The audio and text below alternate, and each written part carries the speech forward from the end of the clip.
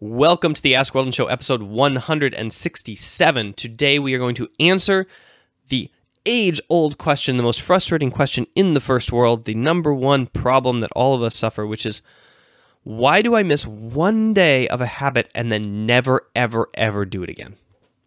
Oh, what a frustrating experience. I'm sure that you all have had this experience where you miss a single day of a new habit, or even a single day of an old habit, and then all of a sudden your discipline evaporates and you never go back to that wonderful habit that you had. We have some other questions on the show today. I'm not going to read them because there's some long ones, but one other one is, who are your inspirations? So we're going to dig into that. We have a question about physical exhaustion and how to train more than one time a day. And then we have a question about, I guess, like habits. It's a habit forming show. So let's talk about habits. That'll probably be the thumbnail. Let's talk about habits. Why don't we jump right into the show? I'm going to jump into the first question. It is an audio question. We have 2 audio questions, 2 text questions today. So let's listen to this first one. Oh, by the way, you guys, call in on Anchor. We need some more questions here. Like, I have two audio questions for the show and 2 text questions because I ran out of audio questions. So call in your questions for the show. Let's get going. Oh, sorry. I got to turn on my desktop audio so you guys can hear it too. Hey Weldon, I often do a good job of starting something new, such as daily meditation. I'll keep the daily practice going for a month, but then I miss a day, and before I know it, that one day missed turns into a whole month. How can I better prepare myself mentally to be more equipped to jump back on the horse as fast as possible? All right, we're kicking it off with the big question, guys. Why do I miss a day of a habit and then stop forever? So first of all, I'm not actually sure. I don't know why we have a single day habit and then and then drop it and it's gone forever. However, I do have some theories. And why is my camera out of focus? There we go. That's better. I do have some theories that have to do with shame and forgiveness. So I believe firmly that forgiveness is a key aspect to picking up a habit fresh again. That I think that one thing that confronts people is the shame and the frustration they have and they feel after essentially messing up, and that we can't get over it. And rather than face that shame and forgive ourselves, we would literally prefer to stop the behavior. We would literally rather have attrition to the behavior. And I have found this to be the case because in situations where I have discovered myself doing this, and in situations where I have worked with athletes on their habits, forgiveness and shame are the number one factors that kind of like lead to these kinds of decisions and the inability to have the discipline to restart the behavior. Also, there's the simple fact that like habits build up a certain skill set over time, and when you miss a single day, 2 things happen. One, you realize that there's a lie of foolishness of repetition. So you're like, oh, it didn't make me worse at this thing to miss one day of training. Wow. Okay. And then we also get a little enjoyment from the time that we recaptured. So we get like a mini reward for, breaking the habit, like a spurt of adrenaline and excitement and like fear. And then we don't get a punishment because habits are generally related to long-term consequences. And so we get no negative effect directly. So there's a couple things you can do to hack your brain into trying to keep habits. And one of them is, of course, to give yourself a negative effect. So you can set up some sort of money somewhere, like $100, and whenever you fail in your habit, it goes away. It gets sent to some person it can't be sent to somebody that you like, okay? Don't send it to somebody like your friend, or it gets sent to your buddy, or it gets sent to a charity. No, it has to go to your enemy. So, for example, if you absolutely cannot stand the Republican Party, if you mess up your habit, $100 from your bank account gets donated to the Republican Party in your district. Or if you cannot stand Hillary and the Democratic Party, then like you... when you mess up your habit, $100 gets donated to the Democratic Party. Like some meaningful amount. $100 is a lot of money for all of us. I'm sure for some people they would need to do $1,000 or something, but or $100 goes to the NRA, right? Whew. I would never miss a leg day if $100 went to the NRA every single time I missed leg day. Holy cow. All right, so you can do those things to kind of hack your brain into it, right? To give you that punishment. You can also try to take away the reward. So I'm sure that you can figure out some way of configuring your life that removes the excitement from missing your habit, but you have to figure that out. And then that's the hacking work. But then the real work takes place internally. You need to be able to reset your mind, to erase, to forgive yourself for messing the habit, and to forgive yourself for feeling that sense of guilty pleasure, and to forgive yourself for not being punished for it, and then to just do it again the next day and recommit yourself to your values and overcome that kind of shame. It's a very light emotion. Like, these aren't strong emotions I'm talking about, the shame that you need to forgive yourself of, but they are distracting emotions that turn your mind to like other things that are completely unrelated to the habit. All right, that's it. That's the answer. So good luck. Hope that there was something in there that was useful to you. Next question comes with a story, and I need to get this story to show. So let me figure out the setting here. Wrap text. All right.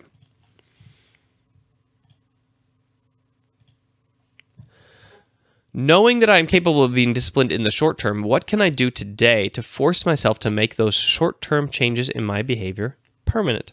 So here's the story. I have tried many times and with a lot of effort to change my behaviors in order to accomplish goals that are deeply important to my core values. But these changes never seem to last long.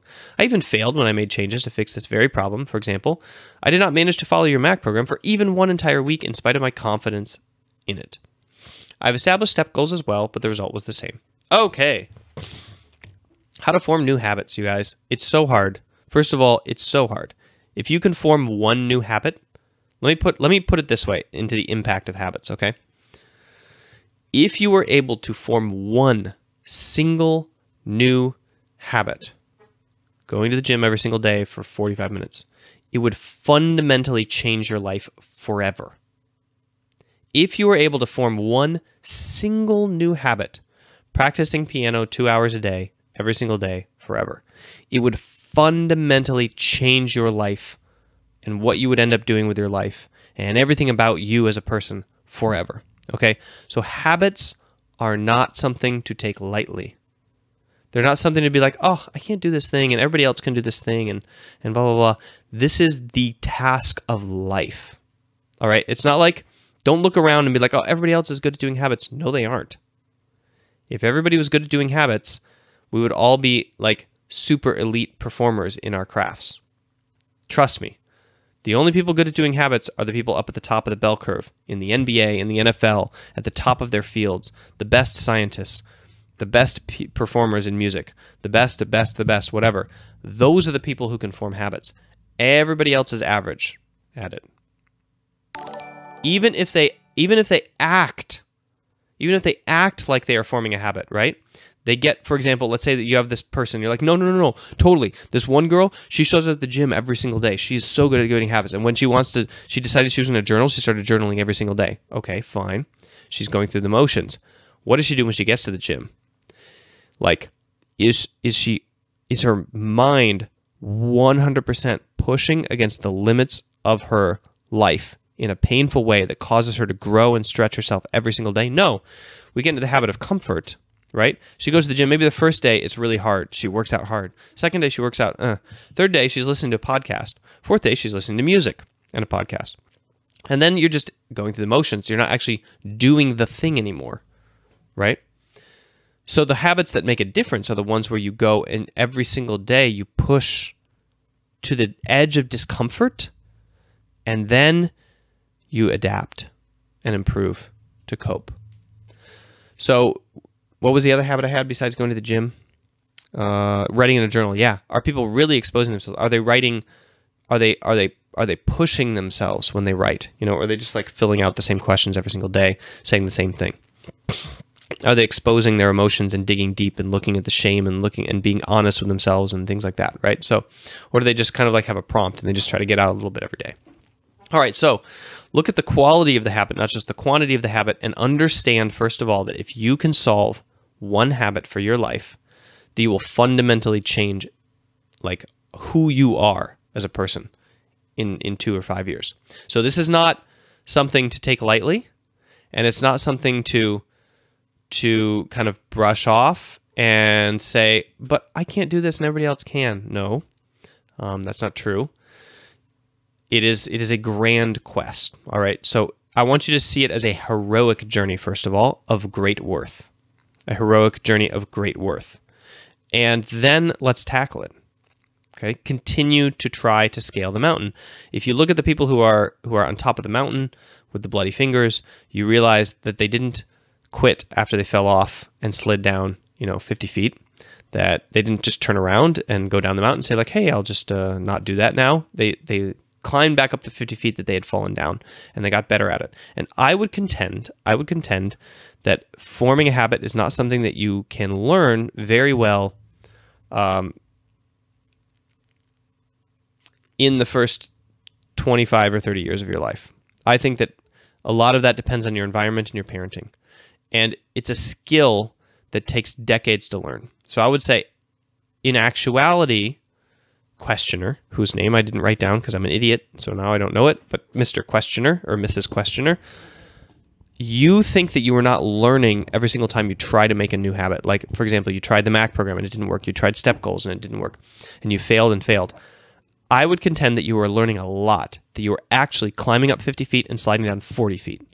Climbing up 50 more feet, sliding down 40 feet. I think at the end of each of these failures of creating a habit, you have insight and learning into yourself of how it is that you could create this habit, and that you are further along on your heroic journey. And maybe the habit that you eventually get is not going to be the habit you're trying to get today. Maybe in 10 years, you're going to finally form your first grand habit, and you're going to be like, and it's going to be totally different from anything that you thought it was going to be. You're going to get up every morning and like write a speech and give it. And you're going to be like, what? I didn't know I was going to be a speechwriter, So anyway, continue to learn about yourself. Continue to try to set habits. There is worth in the attempt of trying to set a habit, because you learn a little bit more about how to trick yourself into doing habits and how to make yourself do things. All right. I didn't get my first really good consistent habits that I chose to do, and that I had full control over. So up until I was 35. Okay, so up until that point, yes, I did, of course, have habits as defined by the exterior world, Like, I think that for 20 years, I got up and I swam every single day. And I would consider these as habits, but I would consider them more as environmental exposures. Like, I just didn't have a choice. Like, everybody else is doing it, so I did it too, Like, just because everybody else is going to war and raping and pillaging and you do it too, doesn't mean that that's a habit. What that means is that you're very good at being human and evolving to the social concept of whatever is going on, right? So we have these social pressures, but that is not the same as self-mastery in terms of your discipline. So what you're trying to do is self-mastery of your discipline, and that could take decades, and you are gaining ground every failure. You learned when you tried to set step goals. You learned about that process. You're like, but these worked, but this and this doesn't. It worked for a few days. You've already got a few weeks. So it sounds to me like you're making progress. You need to work on the next failure point. Go to the failure point and try to figure out, why is this falling apart here? What do I get out of this? And maybe the first question I answered in today's show will give you some tips as to why you have attrition from your habits. All right, so that's the answer. You're capable of being disciplined in the short term. How do you make these changes in your behavior permanent? You try it again and again and again, and you learn for years how to do it until you finally have control over that. And when you do create your habit, you realize how special and important it is, and you value that behavior change above all else, because it is fundamentally hard to accomplish. Okay, guys, that was that question. Let's jump into our third audio question.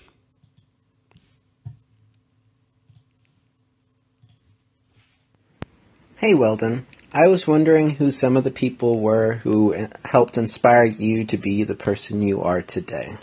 Thank you. All right, and during the last question, you might have heard a ding kind of play. That is the stream notification that I have that somebody subscribed or donated.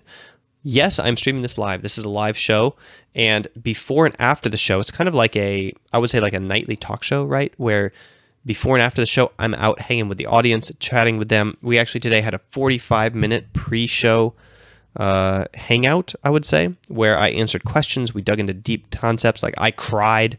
That's how intense it gets. And we had some life-changing experiences. I think somebody said literally that they learned more in 1 minute than they had like previously in their life about any task that they've undertaken. So we have some really cool stuff that happens in that pre-game and post-game show, pre-show and post-show chat that goes on Twitch. So make sure to come check it out, twitch.tv/mindgamesweldon.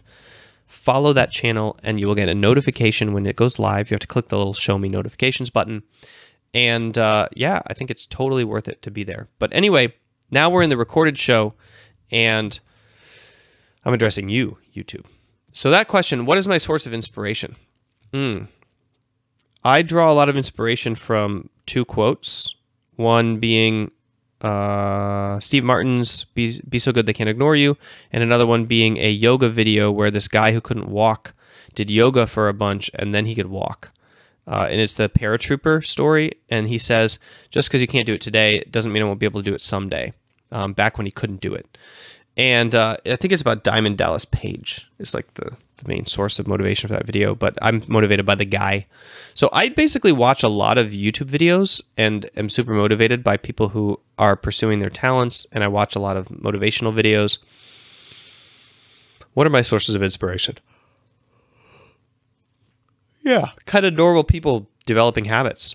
I think that, like, going in with the second question of the show, I think somebody who has not had a good habit before and then disciplines themselves and creates a habit that changes their situation and their condition, changes their condition in the human life, in this human endeavor, is very, very worthy of being an inspiration for what I am trying to do as well. So I think that yoga video probably impacted me more than anything else, since now I do yoga every single day, and it took me years to build up to that. It took me 3 years, I think, to build up the capability of doing yoga every single day, and I still sometimes go through the motions and don't actually do the yoga, right? I just kind of like shape myself into the shape of poses, but I don't actually push against those poses to the limit of where pain tolerance exists and then try to go beyond it. So there's doing yoga, and then there's just like shaping your body in the pose and pretending you're doing yoga while listening to a podcast. So yeah, my inspiration comes from mostly YouTube inspiration videos and sports, 99.9% of it. Thanks for the question, Ryan. All right, last question of the show, guys, today. Before I do the last question of the show, check out the Mac program. This is my video training program that I recommend for you. People ask me, oh, how can I build mental resilience? How can I do this? What is the answer to this question? What is the answer to the question? I do the show, I answer your questions, but the real answer is always the Mac program. That's the joke. That's the meme on my channel, that every single question pretty much could be answered by this program, because while there are hacks to get your brain to do what you want, like, for example, this donation hack I said, where you set up an account or you set up a promise with somebody that, like, if you break a habit, you're going to send $100 to your enemy. That's a hack. You're just punishing yourself or threatening yourself or rewarding yourself to try to get yourself to do what you want.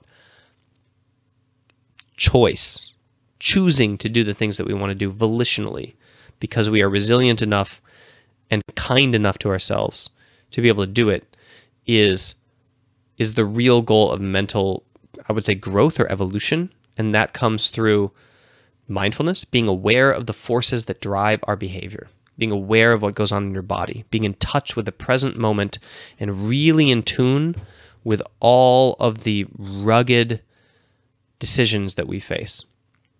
Acceptance, which means then accepting it, accepting the pain, accepting the nervousness, accepting the frustration, accepting the shame, accepting the anxiety, and then commitment, doing what we want to do anyway, because when it comes down to it, our actions are controllable. You can be threatened with death, and you can choose to stay your ground and take the sword and die. We can do that. Like, we as humans know that we have fundamentally full control over our actions. Yes, of course, there are exceptions. You cannot keep yourself awake more than your body will allow you to. You cannot help but give into pain at some point. Like they cross a threshold where our mind like chooses to do things to protect itself, right? There are certain hunger and thirst symptoms that we cannot avoid, when your body's going out. But by and large, if you're looking at like our heroic acts within the first world, and even within the things that we are capable of doing when at full alertness, we have control over what we say and what we do. Always, no matter what turmoil is going on inside. And so that is the last and final and most grueling step of the MAC program, is commitment. And right now, as I'm remaking the program, I'm actually realizing that I need to put a lot more time on this commitment step because it's very interesting. And I'm remaking the program right now. You can buy it now for $25 with the discount code AskWeldon. It's $30 originally. I use the code to try to get you guys to show me that you come from YouTube. And it's going to be an app in like less than 2 months. It's going to be an app, and the pricing model is going to change, but you will get in for free. Everybody gets grandfathered in, basically. Everybody who owns the program owns it for life. So if you buy it now, you get in for life. No matter how many times I improve the program or change it, you will just get added to the new version of the program, period. That's going away. So that's how I was running the program for the last 3 years. This is version 3, and I realized in some of the weeks I've recorded 4 different versions, so this is the version 4. But version 5, the app, is going to change that fundamental concept of the MAC program, which is you're grandfathered in for life. So everybody who's in it is going to stay in it, but we're not going to let new people come in forever. We have to go to a subscription model because apps are expensive, man. Holy cow, got to maintain them. All right, last question of the show, everybody. Every time I have done a physical or exhausting task, I get tired and end up lazing around the rest of the day, not being able to regain productivity. I had some free time because I finished school, but soon I'll need to perform more than just once a day. So what can I do to keep or regain productivity? All right. Excuse me, I just yawned. For those of you listening on the podcast, that was the awkward silence that you just heard that everybody on YouTube saw. And I'm not going to cut it out. I'm just going to leave it in there. Yes, I do stream the show at 4:30 in the morning, Helsinki time. So yes, you will see me yawn sometimes. I try to keep up the energy. Sometimes the energy is there, but the tiredness is just living right behind it. All right. This is not a problem that you need to worry about too much, Mr. Questioner, Mrs. Questioner. Miss Questioner, possibly. Maybe you're not a married female. You don't go by Mrs. So I would say that like you will adapt to the demands and needs of your life. If you are starving and your son is dying and you need to walk 10 miles and pick up the food and then walk 10 miles back, you will do it. Just putting that out there. You will. If you are freezing to death and you need to walk south for 2 days without stopping, you'll probably do that. You will. So the issue here is that you want to choose to not be lazy, but there is no pressing global disaster or need pushed upon your physical body causing you to be motivated to overcome that laziness. So you have no motivation. Okay? Having no motivation isn't really a problem. Motivation is an emotion. You are aspiring for discipline. And if you want to have discipline, you need to value the thing that you are going to tackle long term. So you need to value doing a second physical task during the day, or you need to value focusing on a second task during the day. And then you need to bring those values close to home. So yes, you need to value the results you're going to get in the long term from the activity you're going to do. So let's say you're tired and you want to laze around, but you want to study. You're motivated to laze around, but you want to study some book. Okay, so I value the learning that I'm going to get from this book because what amazing things is it going to do for your life? Paint the picture. Tell yourself why reading this book today is going to get you the thing that you want in the future. Clarify that future ambition, that future goal, that future version of yourself that has done this repetitively for a number of days and has that vision, okay? If you cannot do that, if you cannot construct this future where you have this benefit, this grand benefit from this discipline that you're trying to execute upon yourself right now, then you are not going to value it, and this question is irrelevant. Because you're trying to force yourself to do something and you have no importance towards it. You just want it. Why do you want to do it even?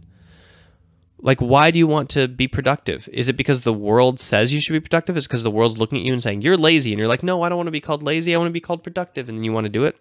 You don't actually think it's important, so you're never going to do it. If you cannot construct that grand vision of yourself in the future, having done the thing that you are striving to do every single day for the next 10 years, and you see what it's gotten you, and you say, yes, that is what I want to be doing. That is who I want to be in 10 years. That is how I want to be talked about by the people that see me and tell my story in 10 and 15 years. This is what I want to happen. If you cannot do that, and you do not have that value, then you can't bring it down to the local 24-hour period of your life. You can't bring it down to that next action, and you're never going to have meaningful productivity. And also, you should not be pursuing it because it's not actually important to you.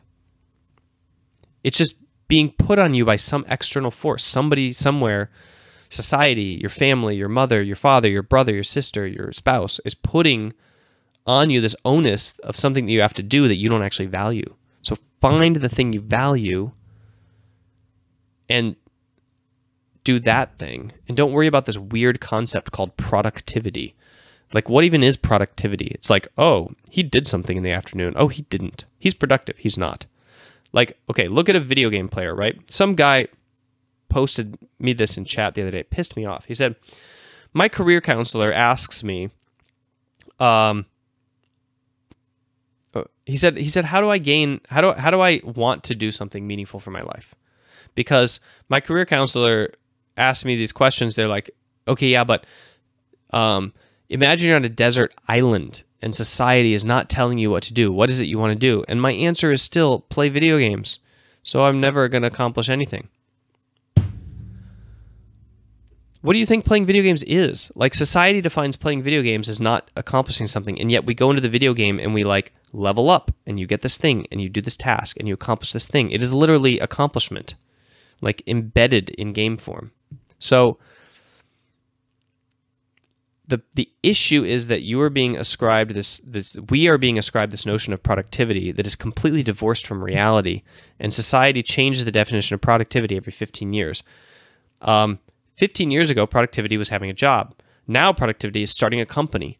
20 years ago, if you quit your job to start a company, people would think you were a moron. Now, people think you're a hero. In 10 years, and people think you're a moron if you quit your company and quit your job to play video games.